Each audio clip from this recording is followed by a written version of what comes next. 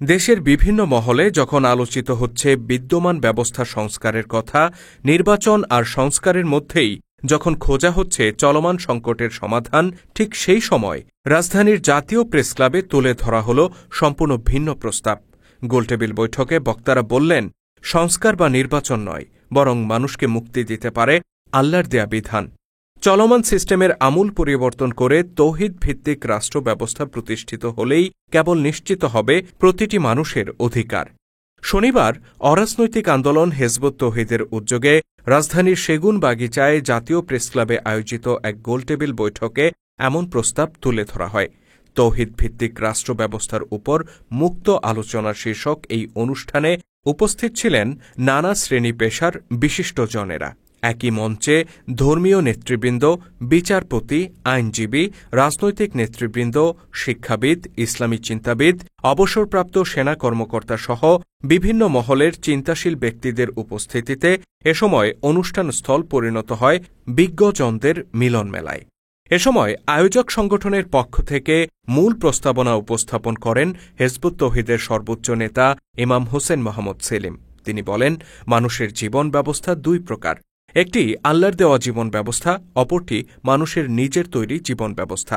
বর্তমানে রাষ্ট্র ও সমাজে বিদ্যমান অন্যায় ও অশান্তির মূল কারণ মানুষের তৈরি সিস্টেমের চর্চা।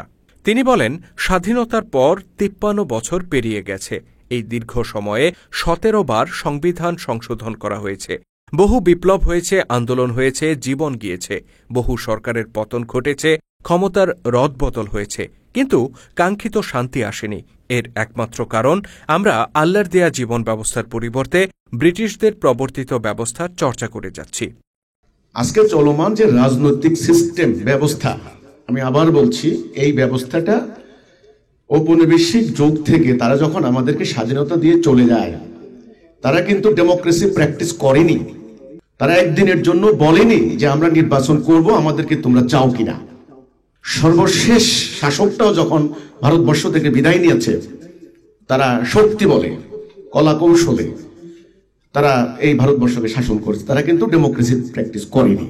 যাওয়ার সময় এই যে আমাদেরকে একটা রাজনৈতিক বলয়ের মধ্যে আমাদেরকে তারা ঢুকিয়ে দিয়ে গেছে, একটা বৃত্তাবদ্ধ করেছে আমাদেরকে। সেই বৃত্তাবদ্ধতা থেকে আমাদেরকে এখন বের হওয়ার প্রথমে সিদ্ধান্ত নিতে হবে।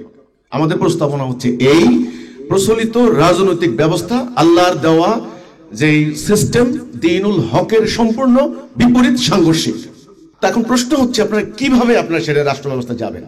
ডিরেক্ট উত্তর হচ্ছে, এই তাওহীদের উপরে পুরো জাতিটাকে আমরা ঐক্যবদ্ধ করার জন্য একটা ব্যাপক গণ আন্দোলনের, গণজাগরণের, গণজোয়ারের, সচেতনতার জন্য আমরা সংগ্রাম করছি। এটার নাম আমরা দিচ্ছি বিপ্লব, রেভলিউশন। কোন সংস্কার নয়, প্রচলিত পদ্ধতির কোন নির্বাচন নয়, একটা প্রচন্ড গণ বিপ্লব সৃষ্টি করে তাওহীদের উপরে রাষ্ট্র ব্যবস্থা প্রতিষ্ঠা করাই হচ্ছে আমাদের মূল এজেন্ডা, মূল লক্ষ্য। আলোচনায় অংশ নিয়ে উপস্থিত বিজ্ঞজনেরা নিজেদের মতামত ব্যক্ত করেন। তারা সকলেই একমত প্রকাশ করে বলেন, বিদ্যমান ব্যবস্থা মানুষকে শান্তি দিতে ব্যর্থ হয়েছে, সুতরাং এর পরিবর্তন জরুরি। হেজবুত তৌহিদের প্রস্তাবিত তৌহিদ ভিত্তিক রাষ্ট্র ব্যবস্থার ধারণাকে স্বাগত জানিয়েছেন আলোচকদের অনেকেই, তবে বিভিন্ন বিষয়ে হতাশার কথাও ব্যক্ত করেছেন কেউ কেউ। এরই মধ্যে আশার বাণী শুনিয়েছেন হেজবুত তৌহিদের ইমাম হোসেন মোহাম্মদ সেলিম।